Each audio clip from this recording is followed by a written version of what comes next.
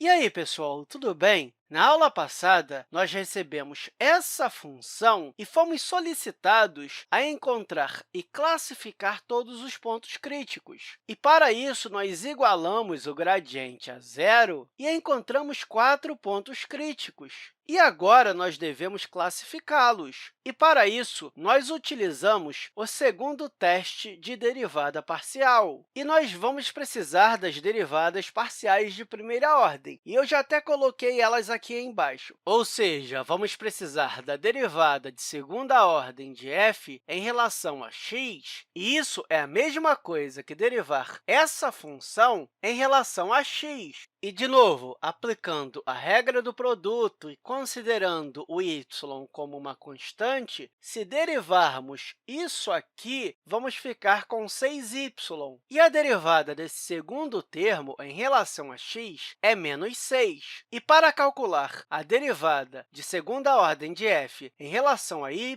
nós precisamos derivar essa função em relação a y, e isso significa que vamos considerar o x como uma constante. Isso significa que esse termo nós consideramos como constante e a derivada de uma constante é zero, e a derivada de menos 3y ao quadrado é a mesma coisa que menos 6y, e a derivada de menos 6y é igual a menos 6. E ainda precisamos da derivada parcial mista, ou seja, a derivada de f em relação a x em relação a y.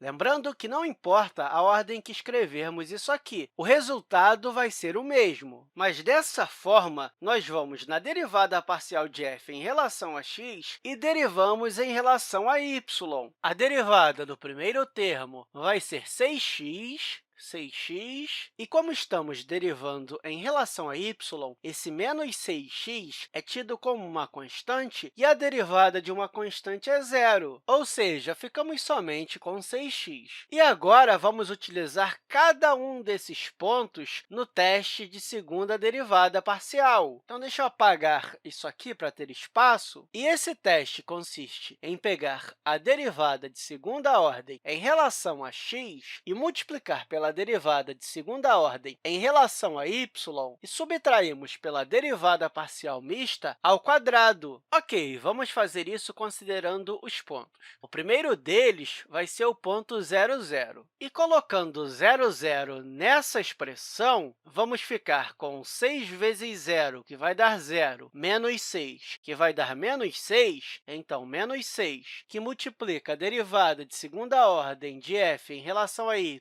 no ponto 0, 0, então, menos 6 vezes 0 vai dar 0, menos 6 também vai dar menos 6, e subtraímos isso substituindo o 0, 0 na derivada parcial ao quadrado. E como aqui só tem um 6x, vamos ficar com 6 vezes o zero, que vai dar zero. Então, menos 0 ao quadrado. E, se resolvermos isso, vamos ficar com menos 6 vezes menos 6, que é igual a 36. Já vamos analisar isso aqui. Primeiro, vamos substituir os outros pontos, né? Então, o ponto 0 menos 2, e substituindo o ponto 0 menos 2 na derivada parcial de f em relação a x, vamos ficar com 6 vezes menos 2 menos 6, e isso vai ser 6 vezes menos 2 vai dar menos 12, menos 6 é igual a menos 18, que multiplica isso aqui no ponto 0 menos 2, então, menos 6, que multiplica menos 2 menos 6, e menos 6 vezes menos 2 vai dar 12. Menos 6 vai ser igual a 6, então, vezes 6. E como x é igual a zero, e aqui temos 6 vezes x, vamos subtrair por zero ao quadrado. E, se resolvermos isso, vamos ficar com menos 18 vezes 6, que é igual a menos 108. Agora, no ponto raiz de 3 e 1, se substituirmos aqui, vamos ficar com zero. Substituindo na derivada de segunda ordem de f em relação a y,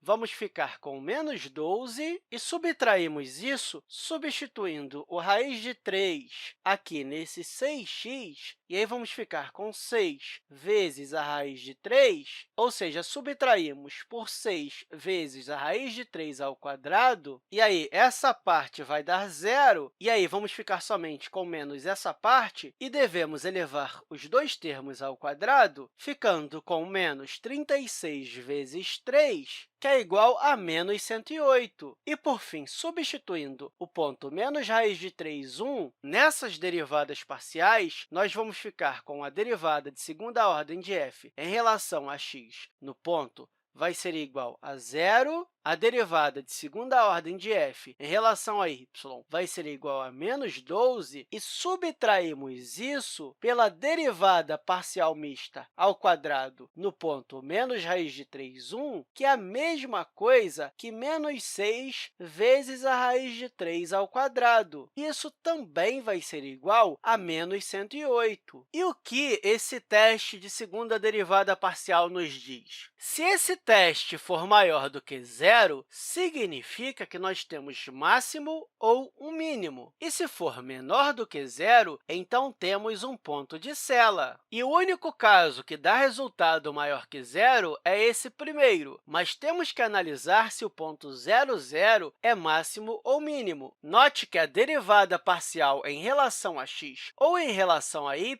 é negativa, o que indica uma espécie de concavidade voltada para baixo. Então, isso significa que temos um ponto máximo. Portanto, o zero, zero corresponde a um máximo local. E todos esses outros deram resultados negativos, o que significa que eles são pontos de sela. Todos esses são pontos de sela. Então, qual é a resposta da nossa pergunta? Esses aqui são os pontos críticos, sendo que esse aqui é o ponto máximo. Todos esses três são pontos de sela, e conseguimos responder isso sem olhar o gráfico da função. E eu espero que essa aula tenha te ajudado, e até a próxima, pessoal!